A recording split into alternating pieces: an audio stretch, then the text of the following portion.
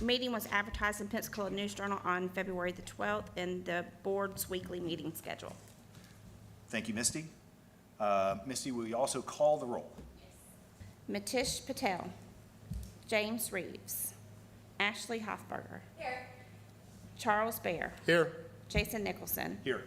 Brad Mullinex. Jennifer Brayer. Mary Hoxie. Here. David Bear. Here. Thank you. All right, thank you. We have a quorum, and I didn't see anyone sign up for a public forum. Is there anyone in the public who would like to speak? Not much public today. All right, you have before you, you've had an opportunity to review the minutes for our December 16th standard meeting and our February 3rd special TDC meeting. I would accept a motion to. Move the approval of both minutes. Thank you. Motion is moved and approved. Could we get a state of the funds, please?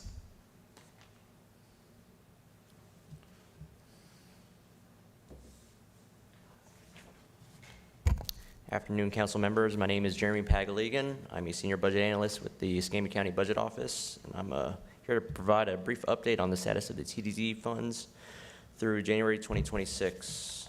As always, I believe the clerk's office has already provided you with detailed expenditure reports. As of the end of January, FY26 collections, including interest, total $5,427,052. This compares to $5,542,775 through January 2025, a decrease of approximately $115,723 year over year. Excluding interest, FY26 collections stand at $5,087,265 compared with $5,123,839 at this time last year. This reflects a decrease of $36,574 or 0.72%. Interest earnings total $338,681 to date, compared with $480,680 in FY25, which is a reduction of $141,999 or 42% relative to the current year level. To put this in context, total collections to date represent 25.84% of the annual TDT revenue budget of $21 million. On the expenditure side, total spending through January is approximately $10.6 million with an additional $20 million encumbered. Finally, the current TDT cash balance is $27.3 million as of January 2026. Thanks. Thank you, Jeremy. Yep. Anyone have any questions for Jeremy or finance? Great, thank you. So I'd like to move to get an update from Visit Pensacola. Darren, you're here. Welcome back. Thank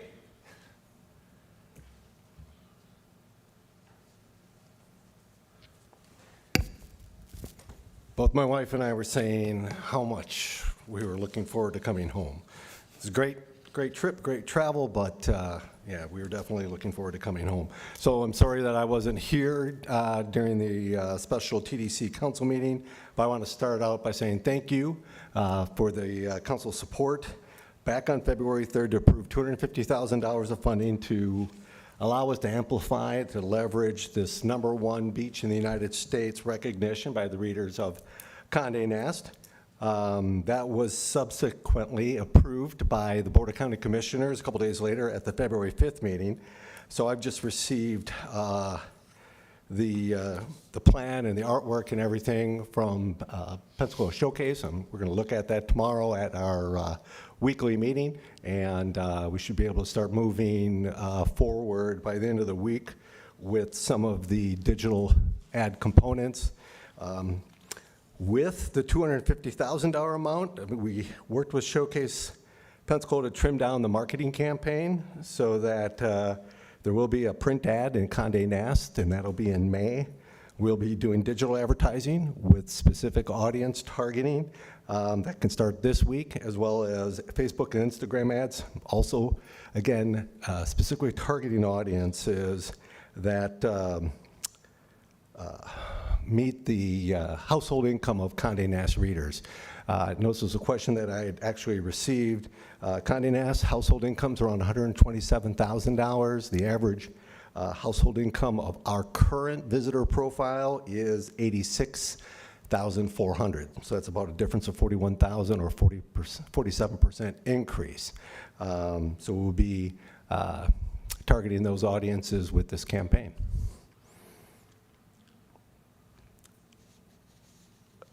I will say that we chose things that have the highest trackability of them, so we can report back, understand we report back, and if the program is deemed as successful, then the council might approve or recommend spending the additional $250,000. We will do our very best to be able to demonstrate that. We are seeing, as far as booking patterns, that booking window is still on average about 60 days. So even if we start this week, we may not see some of that activity. Of course, some people book very quickly, but the average booking window is 60 days. Back in December, I made a presentation on our fiscal year 2025, and our board of directors just approved our annual report, so I'll send that out to all the council members, as well as our international marketing plan. And again, I was gone this last weekend, but I heard Mardi Gras went great, and we had great weather. So always excited when that works out. We have Pensacon this weekend, this Friday, Saturday, Sunday. I'm mentioned this at our hospitality roundtable today. I'm particularly excited to see that the Highlander is going to be in town, the original Highlander, Christopher Lambert, along with a bunch of interesting pop culture individuals. So another great lineup. We've been working on, for some time now, with Pensacola Sports, the Sun Belt Conference Basketball Championships. That's March 3rd through the 9th, so this has always been a good stretch for us as far as great events happening in the Pensacola area. 14 schools, 28 teams will be competing in the tournament. Other item of note, they're targeting April for the reefing of the SS United States. We're trying to lock down a week, might be the second week of April, but hate to share a date and have it change. So right now, that was May, but they've moved it up to the month of April. And with that, are there any questions? Thank you, Darren. Anyone have any questions for Darren? No. Okay, all right, thank you. Wait, I do have a couple of questions. So how is our occupancy paced? I noticed that TDT collections are essentially flat. How's They the are. We're occupancy down pacing? about 1% year to date. Okay. We are seeing, revenue-wise, we're seeing numbers up in Pensacola Beach and Perdido Key. I believe Perdido Key right now is leading all the geographic areas as far as year-over-year collections. It's inland where we're seeing still a double-digit increase in one geographic area. Part of that, I think, is the fact that we've got a lot of new supply that's more of the same. So we have a lot of select service properties that are going in, and depending on where that new inventory is coming in, it's pulling business away. If you could stay at the 6-year-old, let's say, Fairfield Inn, or if you stay at the brand-new Fairfield Inn, you might try that new Fairfield Inn. And so when we have new properties, we always see a bit of a shift of business, at least trial. And so I think that's definitely one of the issues that we're going to experience in our market. Yeah, outstanding. And I'm going to put you on the spot. If you don't have it, I just appreciate just letting us know the trailing 12-month market ADR. Ooh. And the reason why I ask that is an important data point whenever we get requests, and I think we all do, how do we, tap into TDT funds? The quick math I always do in my head is multiply the number of potential room nights by the market's trailing 12-month ADR, and that gives us a room revenue and accommodations, and then 5% of that is about the TDT return. Sure. Very back of the envelope, but this is a good number for us to start with. Yeah, I'd be happy to pull that. Okay. In just a few minutes, I'll be able to pull that number from you from the most recent Smith Travel Research Report. I'll be able to provide that for you. And you, just to confirm, you said you're vectoring in on the second week, or Okaloosa and Escambia County are vectoring in on the second week for the sinking of the SSUS? Yeah, so our April. agreement is signed, the funding has been, again, allocated, released to visit Pensacola back on the 5th. And so we don't pay that out, or we won't actually invest that money until the ship is actually reefed, but looking at April and earlier versus later. Great. Outstanding. Thank you, Darren. Okay, thank you. Yeah. Darren, one more. Hey, one more, just a comment, not a question. I saw that Okaloosa Island is looking at charging for parking for the public, and it occurs to me that Destin is also doing that. And so I'm hopeful that in the future, if they all do that, that we can market ourselves as the one that gives you free parking. I mean, it's crazy to me. Destin's charging a lot for, I think it's like $20 for 4 hours or something of parking at their beaches. So and maybe the county's talking about, our county's talking about charging. I hope we don't. But I think it's a data point that I think is interesting is you don't have to pay to park at our beach. I mean, It is one of our competitive advantages. I mean, we're the easiest beach to get to off the interstate. We have the most accessible number of beach locations that currently all have free parking. So yeah, I mean, we tout that quite a bit. And I'll just say this, having recently traveled, when we go someplace where we can park downtown or where we're trying to spend some time and there's free parking, man, nowadays it's seen as a luxury and a perk. So I don't disagree. Great. Thank you, Darren. Mr. Chairman, I thought of a question to ask if you don't mind. David? Sorry. Thanks, Darren. So you talked about the collections being down flat to down 1%. Do we know if that's a function of room rates that are down or if that is overall tourism that is down? Like, are the number of rooms down or and visitors down, or is it just a matter of revenue because rates have come down and TDT collection is a percent of rate? So when we finished the calendar year, according to STR, our overall for calendar year 25, revenue collections were up over the previous year. We work on a fiscal year, so there's a 3-month difference. We are seeing we've had our up months and some down months, and I don't want to necessarily put things to weather, but weather can be a big part of a nuance when we're talking, percentage of less than 1%. That can be as big of a factor as anything else. But occupancies actually have been, again, it's different by geographic area. So, but overall, why don't I just pull that real quick for everybody, and I'll be able to answer that question. It might be useful when you're looking at the ADR on the summary page. There's also room night demand. Yep. That'll factor in that this, Yeah. the number of hotels. And We'll take a I think look at that'll what give the the supply tourist increase perspective has year over been year. versus the demand. Yeah, I'll pull that real quick and I'll come back up. It'd be great. Thank you. So a follow-up to David's question, if you're pulling the average daily rate for now, if you can look in history and see what it was this time last year as well? We can. That way we can compare it and we'll know. Yeah. And, Yeah, yeah, thank and We'll look at occupancy the rates. occupancy in the ADR. Yes, Great. But not just occupancy, room night demand. also. Right. Yeah, on the PACE report. Right. I'm not leaving the podium until, That's all I want. I don't want to watch this video of me going back. I think we're good. I'm Thanks, going Darren. to go get the information. Sounds good. While Darren's looking that up, why don't we take the opportunity for Ray, if you have any updates to offer for Pensacola sports, it'd be a great time to do it.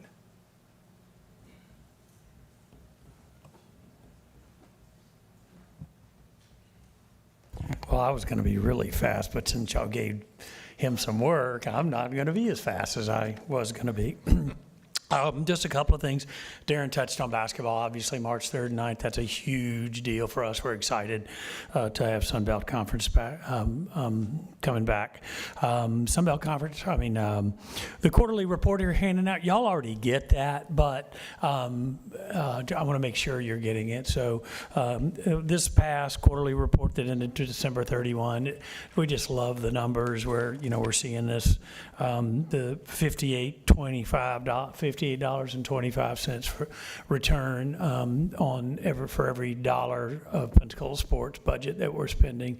That's a really strong number. I think every one of us would love to have somebody give us $58 for every dollar we gave them. So anyway, you get those. I just want to make sure that you had seen it. I know you get a lot of reports. A couple other highlights. We did have the Double Bridge Run, and it's not included in this because we don't really consider it a sports event, but it is. I mean, it's a sports tourism event, but it is very much a sports tourism event. We had it February 7th on Pensacola Beach, starting downtown. We had 4,500. We had a complete sellout of 3,000 people at the 15K and 1,500 people in the 5K run and walk. We knew we had entries from 46 of the 48 states. We also had a board when they came into the Hilton to the expo, and they could put a pin in everywhere. I can only find 2 states that actually weren't represented, and plus Great Britain and Guam and some others. And so the Double Bridge Run is in a great place.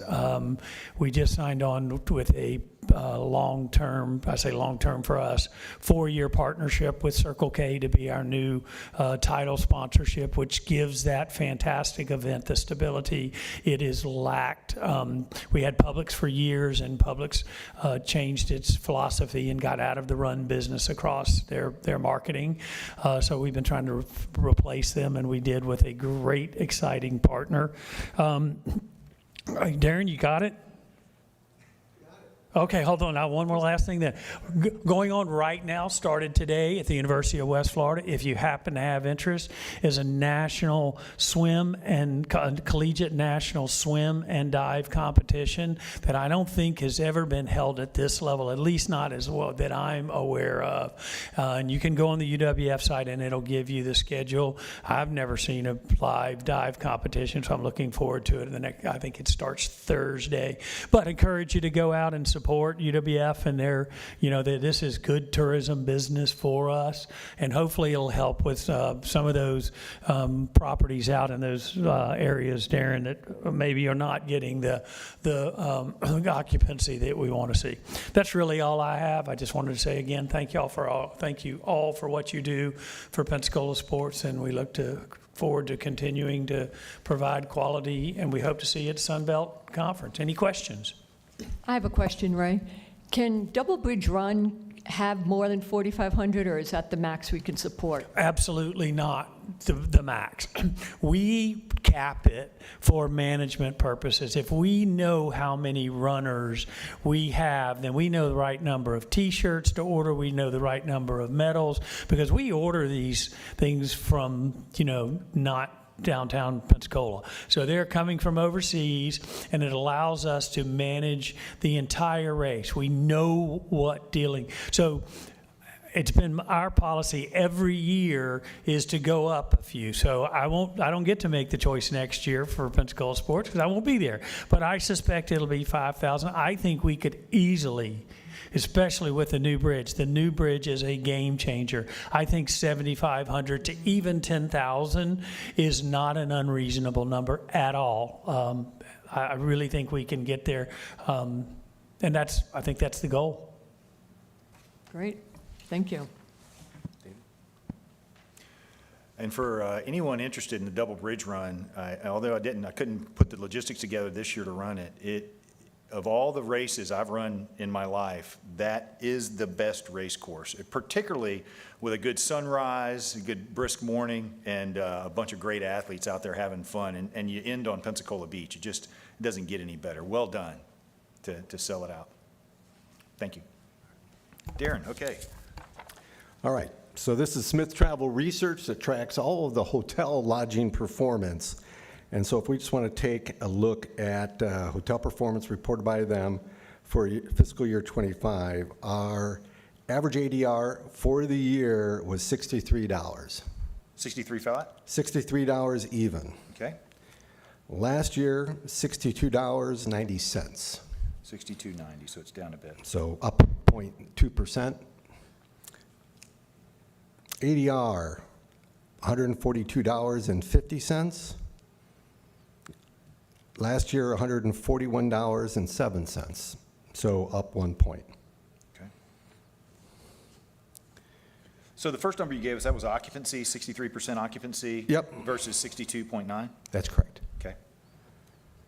And do you happen to have room night volume on the same? Yeah, so our supply, let me make sure I'm looking at the right one again. So yeah, our supply in 2025 was 3,253,523. Compared to last year, 3,145,735, a difference of 3.4%. So slightly, 3.4% more supply. Supply. But how much demand?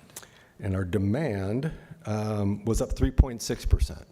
Do you have the numbers? I have the 3.6%? numbers.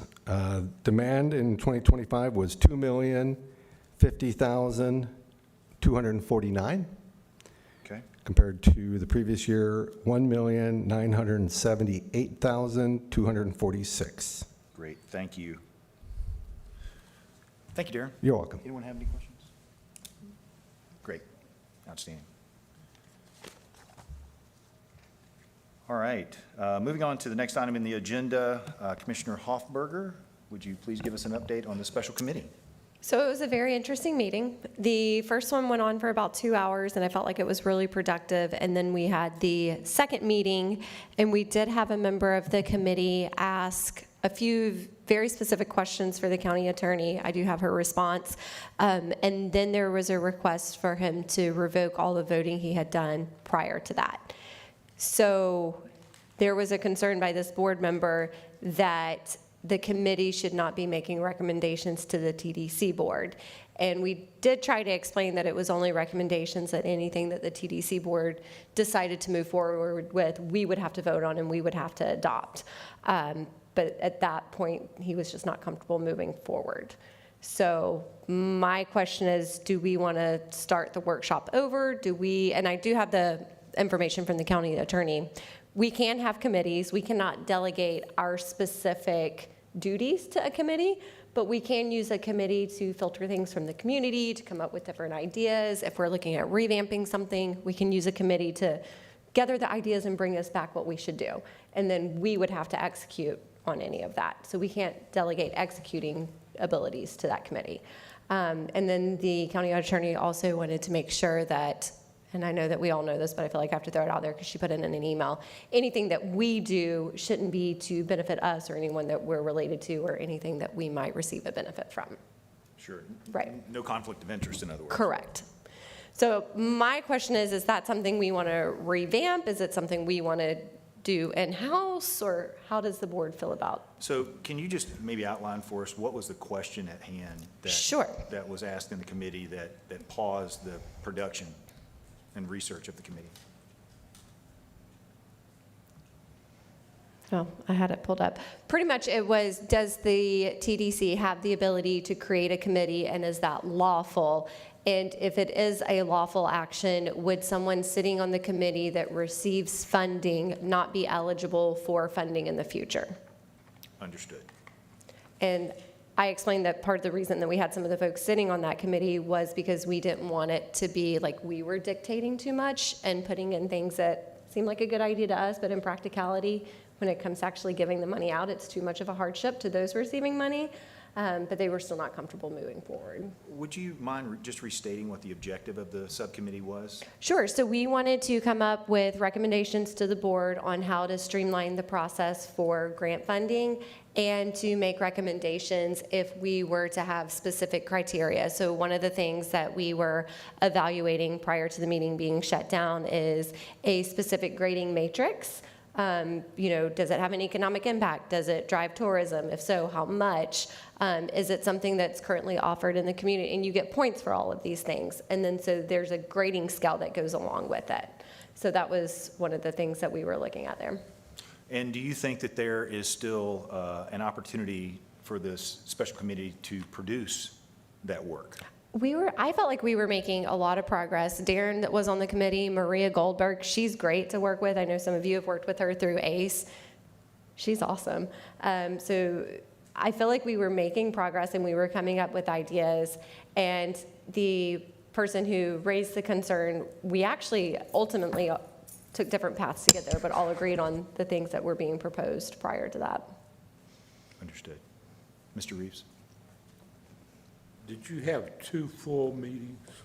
We had one full meeting, and then at the second meeting, immediately prior to it starting, the person who was uncomfortable being on the committee said, you know, this is going to be my last meeting, and I'm going to meet with the county attorney, and I do have concerns on the legalities, and I'm going to vote no on everything for this meeting, and I'm going to ask that my prior votes be rescinded.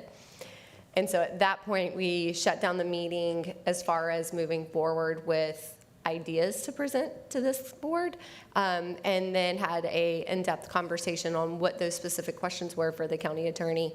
And then the recommendation was that this individual meet with the county attorney one-on-one, and that I would bring that information back to this board and see what we wanted to do. So to answer your question, no, we had one full meeting, and then the second one got shut down. But do you have enough field information? You had laymen on that committee. Do you have enough information that you feel that you got to go back to square one, or? I don't think we need to go back to square one. There were 4 or 5 topics that were initially laid out on the first agenda. We knocked out either 2 or 3 of them at the first meeting, and then the last 2 were on the meeting agenda for the meeting that was canceled.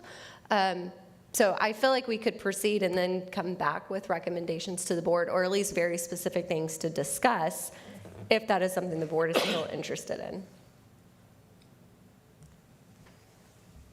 Well, I'm looking to my board members to see if there's still continued interest in seating the special committee for the work.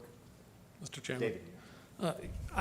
I say yes. I think it's of interest to this council, but to the commission as a whole, but also to the community, that we have more of a structured process. And so I think that was the original intent of the committee. And so I think it is valuable to continue through that committee working. Obviously, I don't think if they had a scheduled second meeting that ended up being canceled sort of during the meeting because of process questions, then there's obviously still work to do for the committee. And so I'd like to see it continued. Yeah, thank you. And so, Ray? Ray was also great to work with. Thank you. I appreciate you serving on that committee. Ray, while you're coming up, so is it Mr. Banks' intention to continue participating in the committee, or is he precluded now because he stands to benefit from recommendations that the committee might endorse to this council? So it was my understanding, as long as it doesn't, I mean, how do I say this? As long as it is not a benefit unique to him. Sure. Or that's something that is carved out specific to him, I think we would be okay, especially with what we're doing. It could be more restrictive than what we've done in the past. Because we also have, Pensacola Sports and Visit Pensacola, which we also give money to. And part of the goal was to line up more with the way that they award grants, because y'all do it very specific. There's a matrix, there's all of these rules, and it's very consistent. So we just wanted to be a little bit more consistent. So to answer your question, no, it did not seem like he would be precluded. Actually, the county attorney specifically said serving on this committee in and of itself would not preclude you from receiving money. Outstanding. Well, that should give him lots of comfort then. Ray, please. So, so my thought, as I have tried to go over what his objections were and his comments were, is the reality is we could walk outside and grab 5 people off the street of Pensacola to make up this committee, to make up guidance, to recommend to your board, which you can either do with what you want or not do with what you want.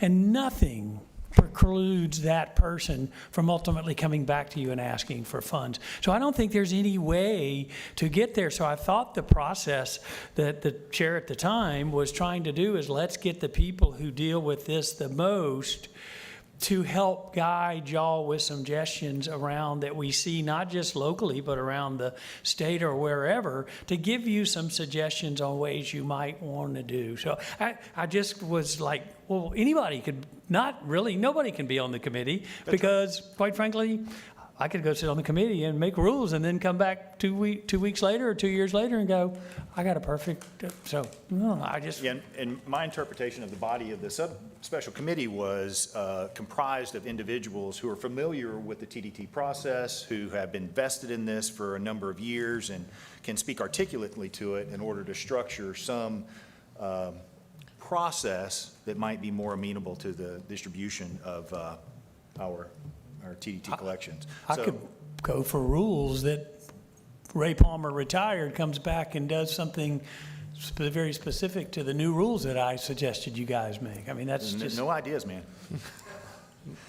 All right, so Mr. Chairman. do we have a motion to Well, extend Just the? one other comment, Mr. Chairman, if I may. David.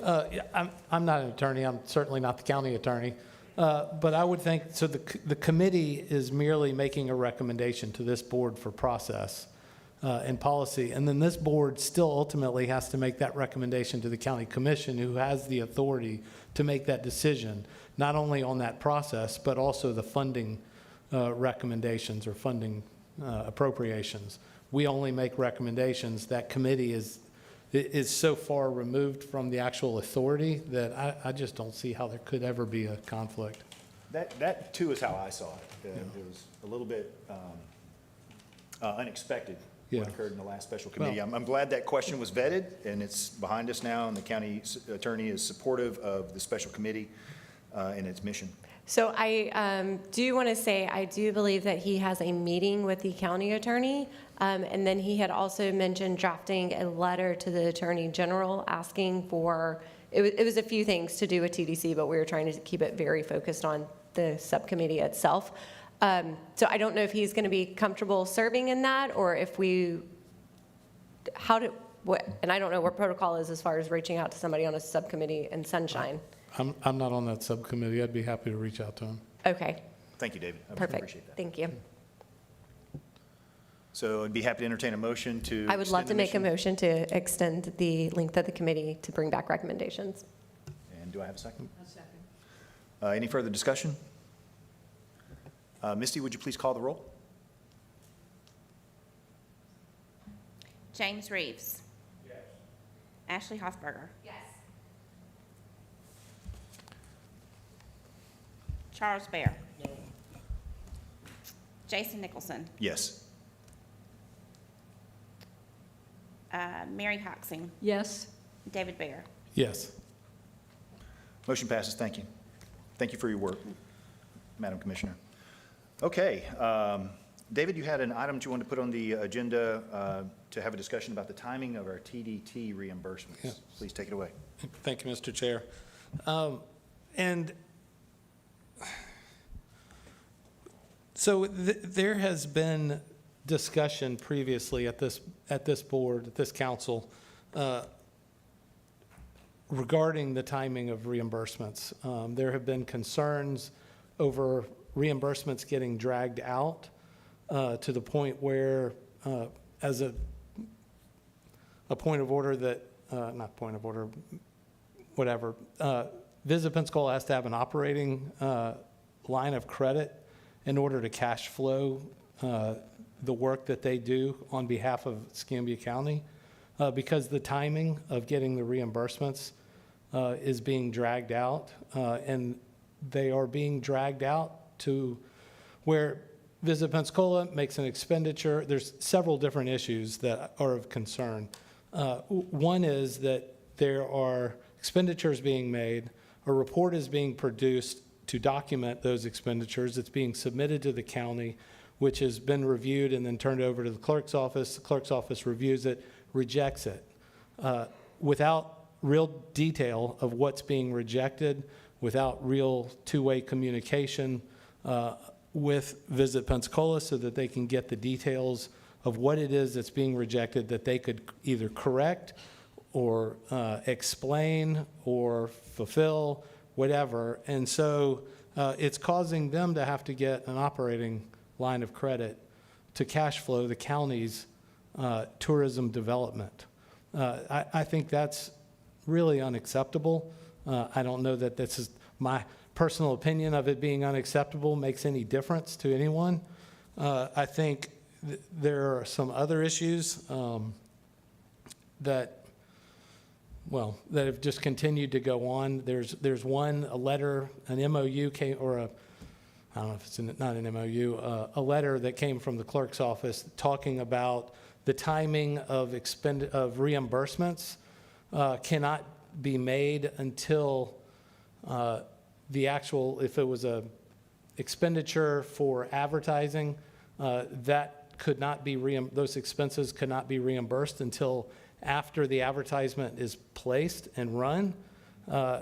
And because of an accounting principle of when you recognize, it's a GAAP principle where you recognize your expenditures on your financial statement, and therefore you can't, the clerk's office will not reimburse that until it's recognized. And those are two completely separate issues that the clerk's office is conflating, which is causing more delays in reimbursement. When they go out, when agencies go out and place advertising, many of you know you're in business, you do advertising. When you place, if you can buy in bulk and in advance, you can get a discount and you can spend the same number of dollars and get a much larger impact. So many people do that. Many agencies do that. Visit Pensacola does that. And the clerk's office will not reimburse it until it's actually, the ad has run. That could be 6 months from there. That could be 3 months, 6 months, whenever it was that was purchased in advance. That has nothing to do with accounting principles. That has to do with the actual expenditure of tourism development, marketing dollars being spent in a wise, judicious way. And so these are problems that have been going on. These are just a couple of examples of problems that have been going on that we've been discussing at this council for a couple of years now. And I remember when Commissioner Hoffberger, when you got on the council, you had talked about making it your priority to try to get the schedule of when things would be reimbursed. And I know that there have been several meetings with the clerk's office and that you've talked about meeting with her, but we've never been presented any kind of schedule. And I think our work is stunted by these procedures or lack of documented procedures. And I think it's incumbent on the county to ask the clerk to provide this information. Provide us what needs to be done in order to get the reimbursements made. If there is something that's rejected, what's the timeline? When will that communication go to Visit Pensacola? How long should they have to amend their request? How long, once you've received the request, will that response go to, it's either rejected again and for this reason, or it's accepted, and then how long will it take for the reimbursement to be made? These are just, again, examples of things that I think need to be done so that we can continue the work that we're doing, the work that these folks are doing, and continue to grow our tourism. Because I think we're going to start to see a decline in tourism based on this information. It's surely not acceptable for an agency that's acting on behalf of the county to have to get an operating line of credit just to fund those operations.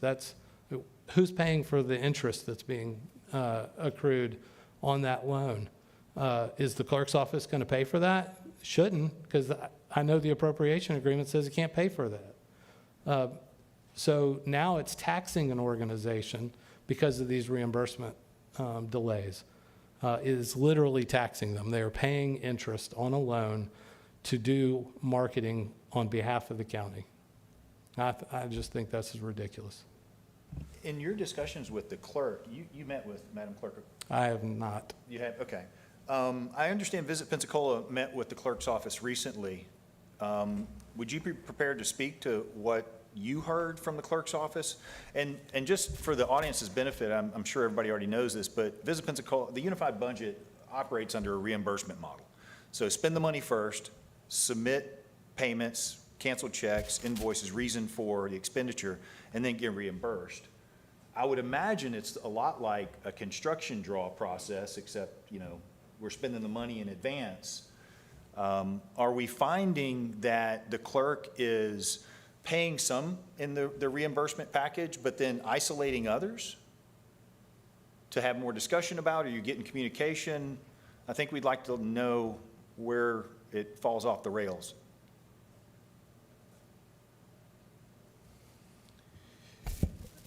So let me start off by saying that, yes, just recently we had a meeting with Pam and her staff at the Comptroller's office. Commissioner Hoffberger was there as well. We had our treasurer there, our finance director, our marketing sales team. I mean, we brought in more of our staff to hear some of the explanations to the questions that we've had. So I thought that was a productive meeting. This reimbursement-based system can be challenging. There are months when we'll have large expenditures by Pensacola Showcase that will be hundreds of thousands. I think our biggest month was $1 million spend. So when you have that, it does impact cash flow if some of our other submissions have been only partially paid. We're working very hard to meet all the documentation standards that the clerk's office need. I think this was a good meeting to where we were able to explain things that may be simple to us that at times we feel don't need any explanation, but to the clerk's office and accounting department, they're not familiar with it, and so it does need more explanation. So we're writing narratives now to help remove the questions that have previously caused a denial. And you're right, when we have a denial, it's going through the system. So we have to first find out that there's a denial. There usually isn't a reason with that denial when it comes through, so then we have to ask for the explanation of the denial so we know what what happened. Did something didn't get scanned correctly through the machine, so they didn't get all of the documentation. Sometimes it's a link to the ads that don't work or they can't open up, and sometimes it's just needing more information than what's in the contract or the backup support. Are you getting It's getting better. In the reimbursement process, you've submitted a package, it's gone through the county's passed it over to the clerk with their endorsement.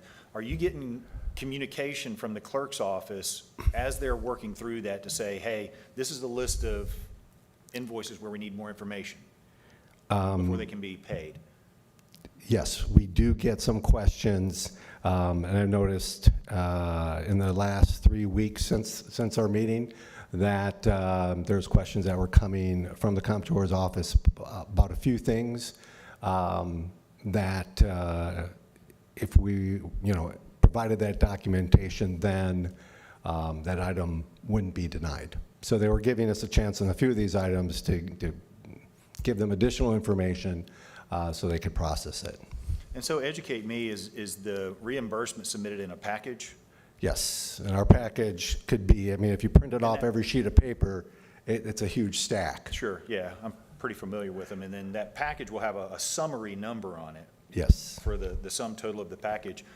When there's a question about an item in the reimbursement package, is the rest of the package being paid and this item being extracted? Yes. And not paid? And Yes. so there's another stack of invoices and requests for reimbursement that needs more information from Visit Pensacola. That's right. So then we'll do And a is there a resubmission. communication conduit that's effective enough for Visit Pensacola to hear that almost in real time as it's being reviewed? No. How long does it take to get that information, or do you have to go find it? So checks are cut on Wednesdays. So, we'll see on Wednesday what's been paid and processed into our bank account. And then we have to, if it's not the exact number of what the submission was, we have to go ask then what was denied. And then we'll get like a spreadsheet list of the items and what they need. Did y'all discuss that at all in the meeting that you had with the clerk's office about that communication being more fluid? We did. I don't know that we got down to like a timeline, or, yeah, it would be great if there was, a website page or a portal we could go into, and, as they're putting this together, because they have their spreadsheet, if we could see that in real time, I mean, that would be great. That doesn't exist right now. But at least when a payment is made for the package that's submitted for reimbursement, if one amount is paid that's different from what you're requesting, there should be some information as to why it was short paid. There isn't, with imagine there should that payment, there isn't. And to get that information, you've got to call. We make, Wandy then makes a request. Okay. And do you have the name of the person that you call at the clerk's office, like a solid contact to Yes. say, okay, We do. excellent. Well, it looks like you're making headway. We are. Okay. And when was that meeting, 3 weeks ago? January 29th? Okay. So, yeah, about. And just for my knowledge, is anybody else in Unified Budget having this struggle? PSA as well? And I don't know about ACE, Maria isn't here. Okay, great, got it. Darren, I've got a question. When you Sure. submit your package for the month of January, do you get payment by like the end of February? No. And Wandy's here. I'll make sure I get this right. So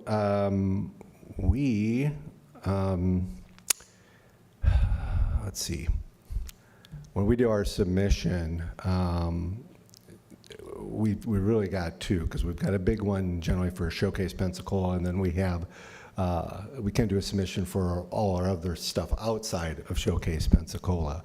So when we submit that, it first goes to the Office of Management and Budget, and then they go through it. And then after Office of Management Budget, it then goes to the Comptroller's office for review and payment. So, we're talking, if someone's on vacation or sick, or, it can throw that timing off a little bit. Checks are cut on Wednesdays.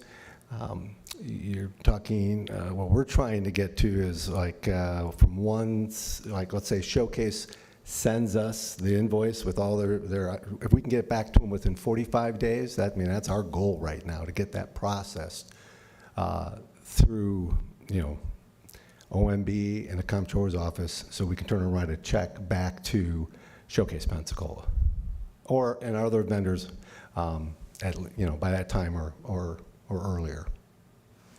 In the advertising world for radio and television stations across the country, if payment doesn't come in within 60 days, the salesperson who handled that account will lose their commission on it, at which point they're going to stop working hard for Visit Pensacola, and could get to the point where they ask you for cash in advance for every buy that you place.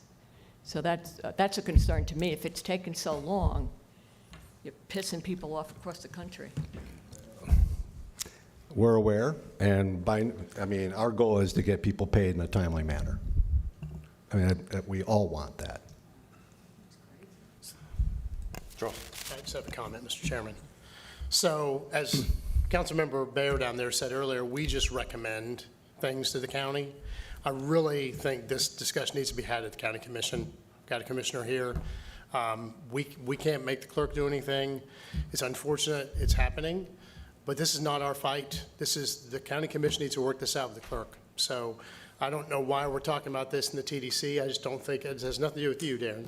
I just don't know why this is something we're talking about, because we can't affect this, other than maybe make a recommendation that the clerk pay things on time, I just don't feel like it's our battle.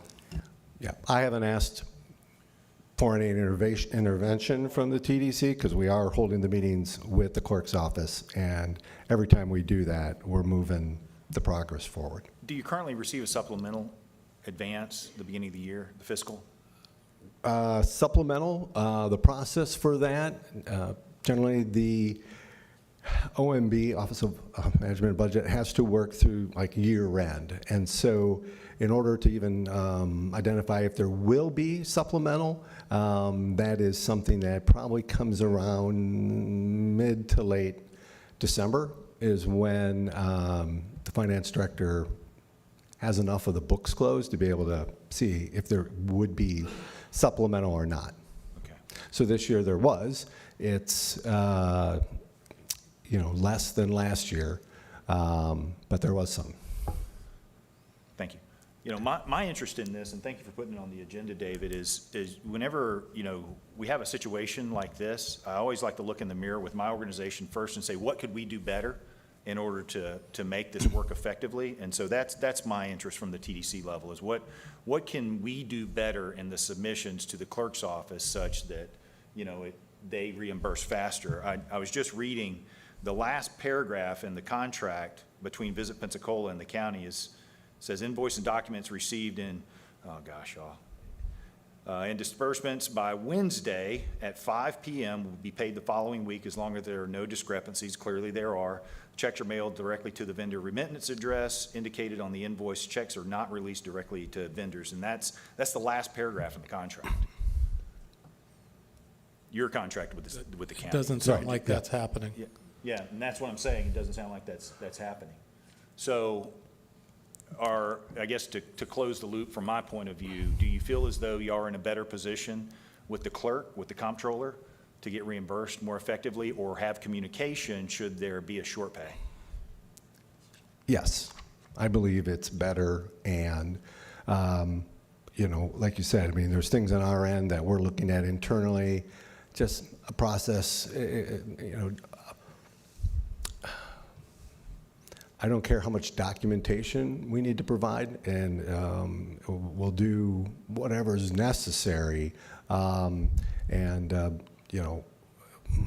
need to set we're hoping to get initial paperwork lined up, so process for us is just a lot easier for my team to be able to continually provide that in a way that really spells out everything for the comptroller's office. Yeah, understood. I do appreciate that Madam Clerk is a fiscal hawk, and we appreciate her watching the funds for the county. Absolutely. Any further discussion? Thank you, David, for bringing this up. Anyone else? All right, thank you, Darren. Okay. Sure appreciate it. With that, we'll move on to other business. Does anyone have anything else that you'd like to add to the agenda for the evening? All right, and I'd like to start with closing remarks. Mr. Reeves.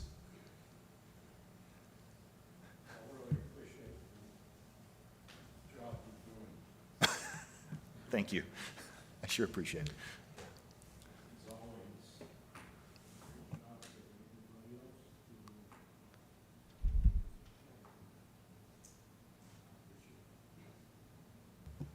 It was a great Mardi Gras weekend, so everybody that played a part in that, thank you. Thank you to this board. I think it was a really good meeting, and I'm looking forward to moving forward with the committee meeting as well. Charles? Mary? I also thank everybody who was involved in Mardi Gras and this committee for helping make that all happen. It was great, so thank you all. Okay, thank you. Mr. Bear? Thank you, Chairman. Happy Mardi Gras to everybody. Today is Fat Tuesday, so happy Mardi Gras. But thank you to everybody in the audience for all the work you're doing on behalf of Escambia County and tourism. And just happy to be part of it. Thank you. Thank you all. Happy Mardi Gras, and thank you again for all the work that you do for the county. Like I mentioned at the special committee or the special meeting, it's a great time to live in Pensacola, as Mrs. Hoxing said, and I'm anxious to get started with Mardi Gras. Happy Fat Tuesday, and we are adjourned.